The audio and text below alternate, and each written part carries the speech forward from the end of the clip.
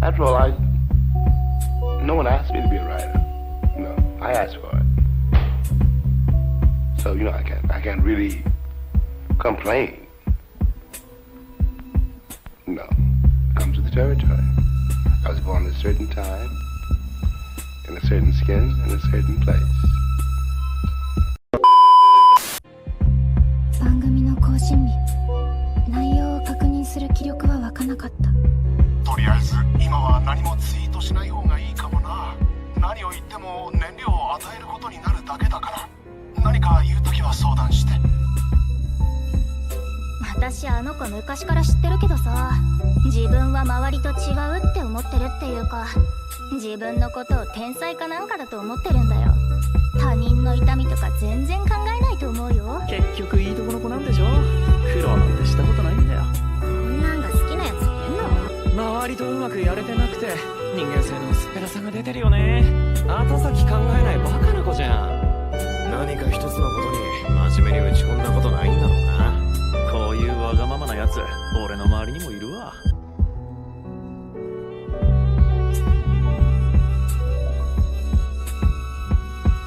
今炎上してる茜って子、ララライの劇で主演やっててめちゃくちゃ頑張り屋な子なんだけどさ、今回の騒動を見てたらそういうのもただのアピールに思えてきた。茜と中学で同じクラスだったけど、マジみんなに嫌われてたから、男癖もひどくやりまんって話。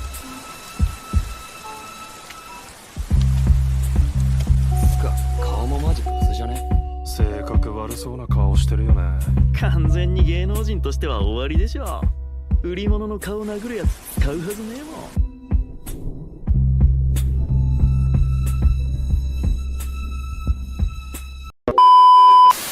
Bombshell, who I was telling you about earlier, the first time I met them in person, after like hitting them online, like, yo, I'm telling y'all I'm nice, I'm 14, I'm the nicest, I'm nicer than niggas that's 19 years old, y'all gotta let me boom, boom, let's make some music. They invited me to their show at the Duh Skate Zone. I went, and they had a part of their show where they invited, yo, all the MCs that's in the crowd, if you wanna get up and rock, come up. I'm 14, I'm the youngest dude in there, me and said, everybody else 19, 20, 24, whatever. I get on stage as a 14-year-old, scrawny, skinny. I sounded like a girl, my voice was high-pitched. I was nervous as hell, but as soon as they passed me the microphone, I destroyed that shit. I was the best on the stage. How collard greens, I think what sparked him to write to it, and this is after I had already settled in and I kind of built a name for myself in this space where people were like, yo, this nigga's the boogeyman up there. I think Cole was like, nah, I can't let this nigga come in my castle and get crazy like this. Hey, send me that shit right now. We airdropping the instrumental. He's like, yo, I'll be right back. You know what I mean? And then I didn't see him for maybe about a couple of hours. Then he called me downstairs and he was like, yo, listen to the shit. And I listened to it and I was like, oh yeah, let's go. One of my favorite parts of Cole's verse as a collective is it was personal. He ventured in like his upbringing, how he grew up and stuff like that. I don't really get to see that side of him musically, you know, with all the stuff that he's doing. So that was my favorite part of it. Dreamville's so Dreamville.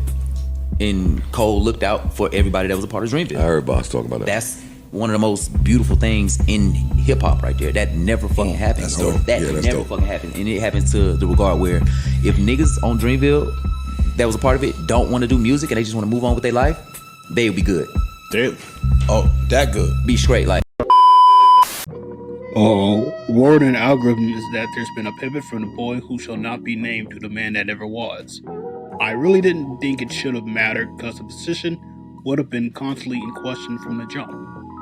But now, thanks to a certain part of collective group of internet barbershop platforms, the timing couldn't have been better. Ladies and gentlemen, we're going into the holidays, and unfortunately for the target audience in question, this may cause some crashing out. But at this point, I'm not sorry because most of what I said did come full circle. Before I go in, let me make it clear that I openly engage with no means of discrimination or to entertain any sentiments to reflect thereof.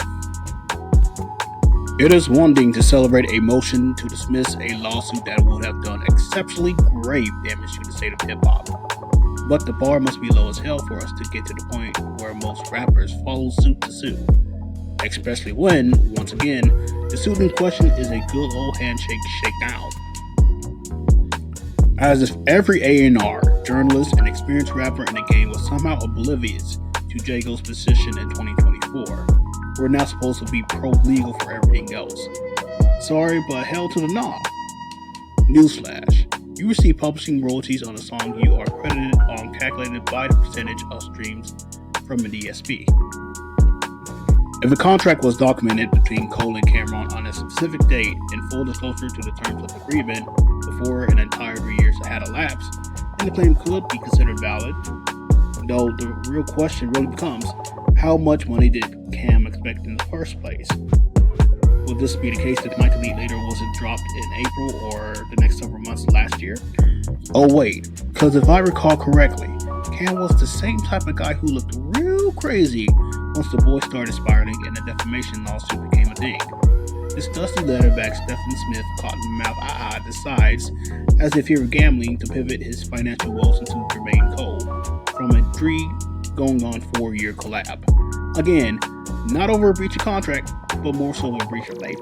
And to ensure this is made proper, UMG is included as an intermediary, a bargaining tool to collect on more than just a quote loss of compensation unquote for a track not selling well. Unlike the other guy, Cameron is playing courtroom gangster.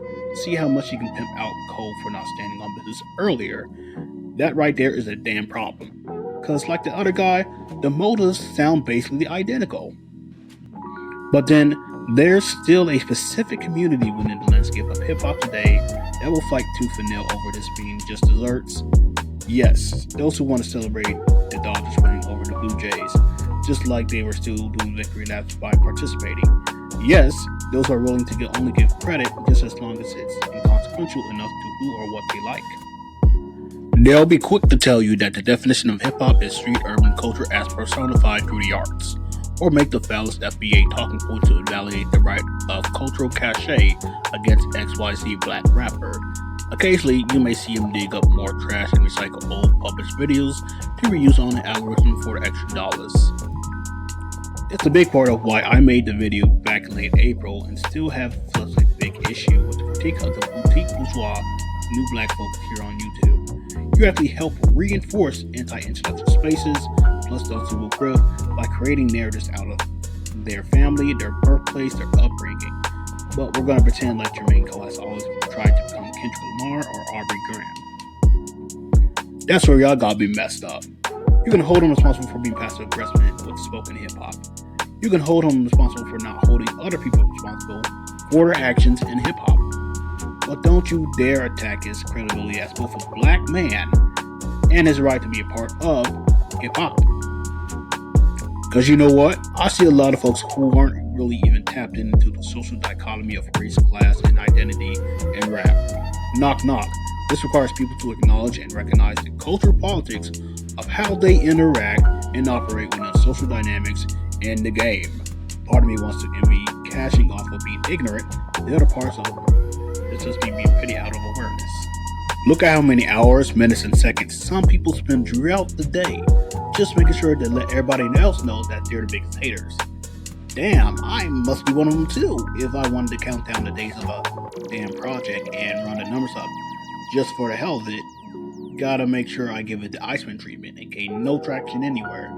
Because you know, Aubrey and Jermaine are obviously brothers from another mother.